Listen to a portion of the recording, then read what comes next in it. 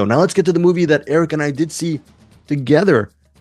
Not together specifically, but separately. But we both saw the movie, Operation Blood Hunt. Okay, Operation Blood Hunt, directed by Louis Mandylor.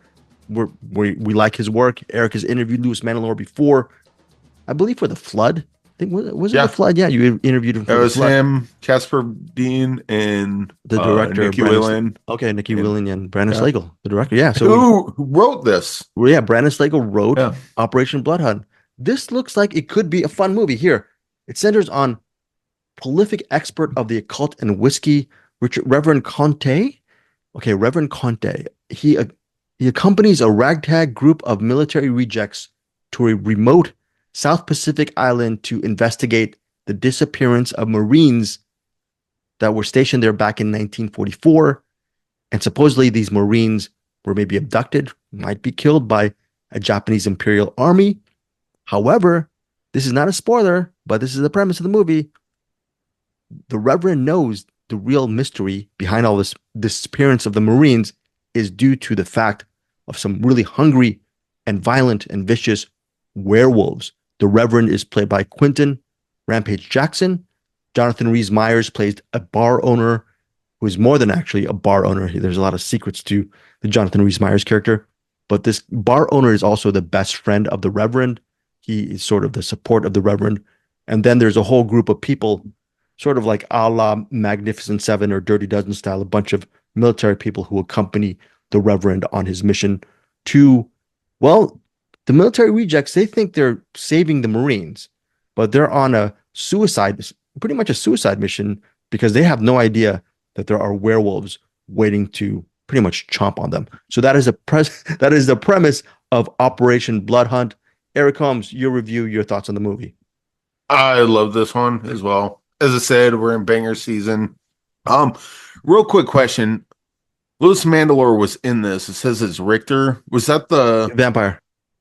That was him? That was him. Okay. Yeah, I forgot to mention that. Yeah, Louis Mandylor. I knew he was in it, and I'm watching him like, where the hell is Louis Mandylor? And the only thing I could point out was that vampire character. I'm like, maybe that's him. I don't know. That was actually my favorite character in the whole thing. Yeah, he's good. But so the werewolves look kind of silly in this compared to how the rest of the movie goes. And I feel that's intentional, correct? Because of the budgets, the constraints of the budgets. I mean, maybe, but I never really got werewolf vibes. I got guy in suit vibes.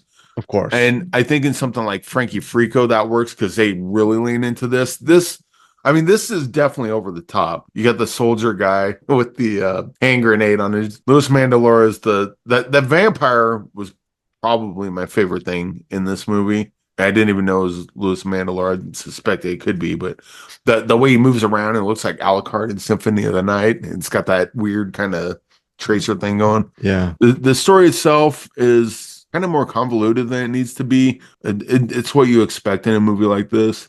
This is supposed to be a comic booky graphic novel type of movie. And I agree with you. The plot is convoluted because you're trying to figure out what's going on with the werewolves. There's also a tribe in the island. What is their relationship to the werewolves? There's a lot of story in this movie, and I appreciate that from Brandon Slagle and Louis Mandylor, but I feel a lot of the plot stuff was convoluted. I wish they streamlined the narrative a lot more.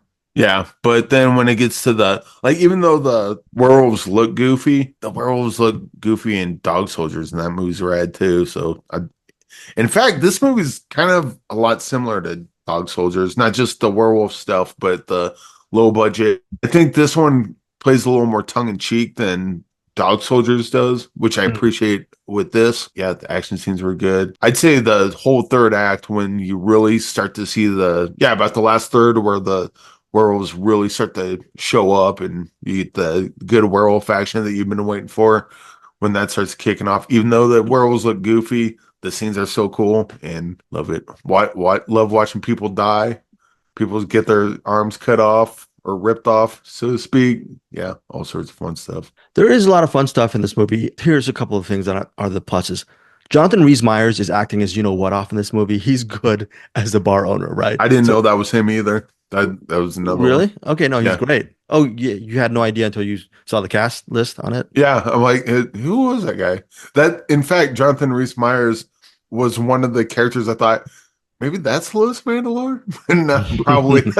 So Jonathan Rhys Meyers, Louis Mandylor, pretty much all of the military rejects in this movie, they're all good actors.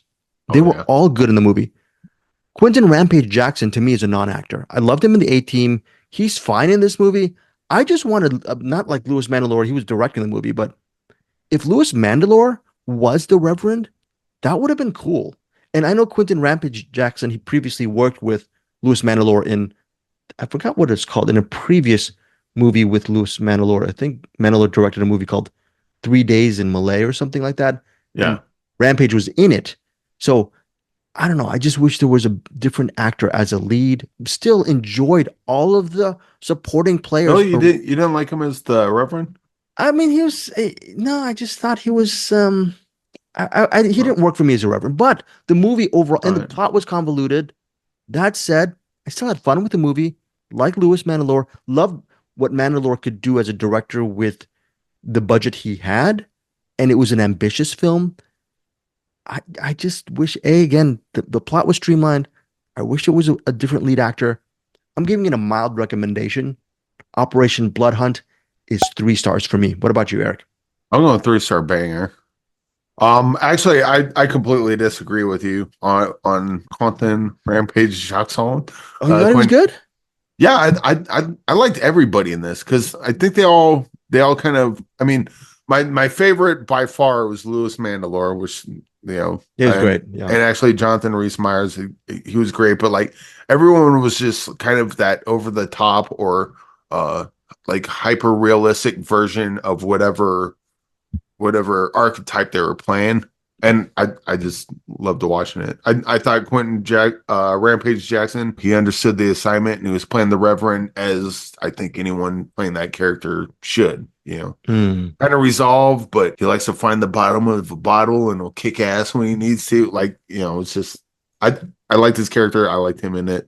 Maybe someone could have done better. I don't know. Maybe lots of people could do lots of things, but I could not disagree with you more. I actually really like this character in this. Well, that's good. I'm glad you disagree. So I will say Quinton Rampage Jackson is a very strong person, and you can beat up Greg, not me.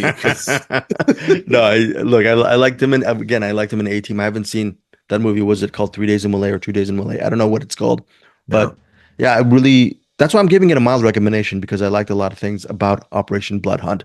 And look, if there might be a promise of another movie if they ever get the funds together, and I'd see that movie as well.